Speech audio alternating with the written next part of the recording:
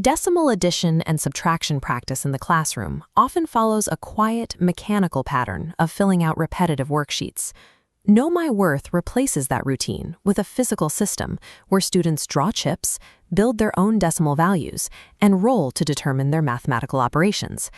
This tutorial covers the essential steps for setting up the board, executing a turn, and tallying the final score. To begin, you will need a set of numbered chips from 1 to 99, a 6-sided die, the Know My Worth game board, and a calculator for verification. These materials shift the focus from solo pencil and paperwork to a collaborative environment where partners must check and verify each other's calculations. To determine turn order, each player draws one chip from the back. The player with the highest value goes first. Both chips are returned. Before the first turn, the teacher draws 2 chips to establish the game's starting baseline decimal. The first chip drawn represents the whole number, and the second chip becomes the decimal part. If the teacher pulls a 20 and a 45, for example, the starting baseline is 20.45. Record this starting number on the very first line of the decimal board. This baseline serves as the fixed point of comparison for the first player's move. On every turn, the active player draws 4 chips from the bag. The player groups these 4 chips into 2 pairs to create 2 separate decimal numbers. In this specific example, the player has drawn the numbers 14, 7, 5, and 16. These chips are organized into 14.70 and 5.16.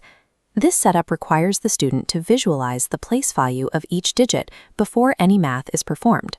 A die roll determines the operation. A 1 or 2 is addition, a 3 or 4 is subtraction, and a 5 or 6 is wild, allowing the player to choose. When subtraction is the result, the player must subtract the smaller decimal from the larger one.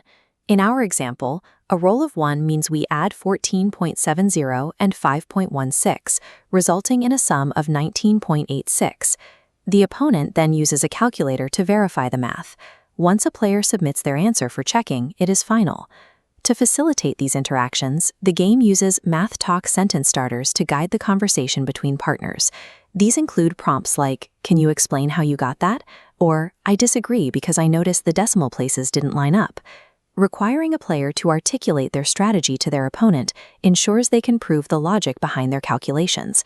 After verification, the player writes their calculated answer, 19.86, in the column next to the previous baseline of 20.45. The player then places the correct less than, greater than, or equal symbol between the 2 numbers to complete the comparison. A point is awarded only if both the calculation and the comparison symbol are accurate. The player then writes their initials beside the line to claim their point. To reset for the next turn, the player's sum moves down to the first column of the next row. This cascading flow creates a continuous chain, making each player's target dependent on the previous person's result. The game continues until every row on the decimal board has been filled.